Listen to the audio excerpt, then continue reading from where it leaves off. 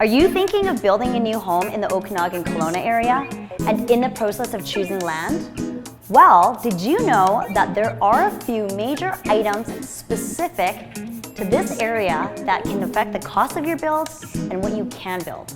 Watch this video as I share 4 of these major items with you and help you avoid pitfalls on your project. Hello everyone, welcome to Dream Homes with Kathy. I'm Kathy Yuen. I'm an architectural technologist, custom home designer, and founder of Phase 1 Design. Our team and I have designed over 600 dream homes across Canada in the past 15 years, including in the Okanagan. We work with homeowners to design and plan their projects successfully from start to finish. By the end of this video, you will know exactly what to look for when choosing a lot in the Okanagan Kelowna area and feel confident that you have made the right decision. Don't forget to subscribe and make sure you watch until the end, as I'm going to be providing a link to a really helpful one-page cheat sheet which outlines everything that I'm going to talk about today. All right, now let's dive in. Hazardous geotechnical areas. What exactly is a hazardous geotechnical area? This refers to a piece of land where there's a soil stability issue, steep slope, or anything else that may negatively affect the structural stability of your new home's foundation. Keep in mind that a lot of the Okanagan area is comprised of clay cliffs which are prone to failure and landslides. If you have a geotechnical condition on your property, it can affect where you can place your new home, how you design your foundation, or how you design your landscaping, all of which can make your construction costs more expensive. Now on the flip side, if you have a beautiful piece of property that has a cliffside, this, my friends, can also be a huge opportunity to design a beautiful cliffside home. Our team has designed exquisite homes like this in the past, which are perched on impossible cliffs with panoramic water views. And let me tell you, they are absolutely stunning. We actually just made a video to feature one of these homes, so if you would like to watch that, I will link it down below for your viewing pleasure. Now, it is not necessarily a bad thing to purchase land with a hazardous geotechnical area. It's just important to be aware of this condition and how it affects your overall building design. So, the first step is just to find out whether or not a geotechnical condition affects your property. If you're not sure whether there are hazardous geotechnical areas on your property, feel free to reach out to our team. We have access to all the data which can tell us quickly whether or not this affects your property. You can email us at hello@phase1design.com, and I've also linked it down below. Agricultural Land Reserve, or ALR. So what is ALR? It's land that has been identified and zoned with the intention that it's prioritized for agricultural uses like farming. This land reserve is governed by the Agricultural Land Commission, or ALC for short.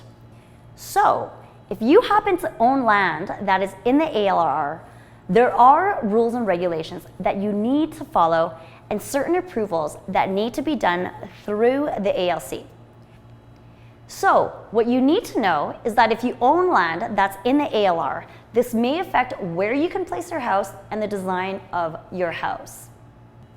So for example, the regulations can restrict the size of the buildings that you build on your site, the number of buildings you're allowed to have, the type of buildings you're allowed to design and build, and these regulations also oversee the amount of soil that you can remove from and add to your site. Now, none of the above are necessarily bad, but you just need to be aware of its impact to your project. And again, if you're not really sure whether or not your land is in the ALR or affected by any of these regulations, feel free to reach out to my team and I, and we are happy to help. Environmentally sensitive areas. When choosing land, it's important to be aware if there are any environmentally sensitive areas on your site. There are 2 major items that can impact a custom home build site. Riparian setbacks. These exist almost any time you have a body of water close to your site. So for example, a river or a lake. For environmental purposes, any new development has to be set back far enough from the water in order to preserve the natural habitat that exists. Now for your purposes, these setbacks exist to keep your new home safe from seasonal water level variation, so essentially when water rises and when water falls with the seasons. Wildlife corridors. There are numerous wildlife corridors throughout the Okanagan. Generally speaking, you're not allowed to build in these areas and you do need to work around them. For environmentally sensitive areas, the first step would be just to identify whether or not one exists on your site. And again, if you need help with any of this, feel free to reach out to my team and I, and we are happy to assess your site for you. Wildfire areas. As I'm sure everyone is aware of, the Okanagan is unfortunately prone to wildfires. Wildfire areas apply mostly to rural properties that are typically outside the municipal cores, and they're usually defined by two key factors. One being that they are farther away from firefighting facilities, and the second being that their location is in more heavily forested areas, and forested areas are obviously more prone to fire. So if you're within this wildfire hazard area, there will likely be things that affect your new home design, many of which are dictated either by BC Building Code or by municipal zoning bylaws.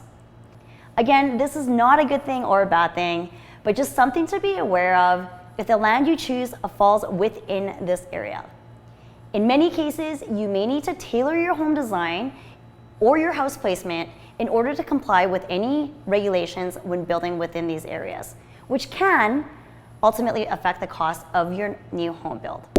So now you know the top 4 things to look for when choosing a lot in the Okanagan Kelowna area to build your new house. To make this process even easier for you, I've written a quick 1-page checklist that you can use as a guide while you're going through this process. You can download it below. I provided the link. My contact information is also below, so feel free to reach out with any questions or if you're interested in working with my team and I on your new home design project. If you found this video helpful, I'd love if you could hit that like button and give me a thumbs up, and also subscribe so you don't miss any future videos. Thanks so much for watching, and see you in the next video.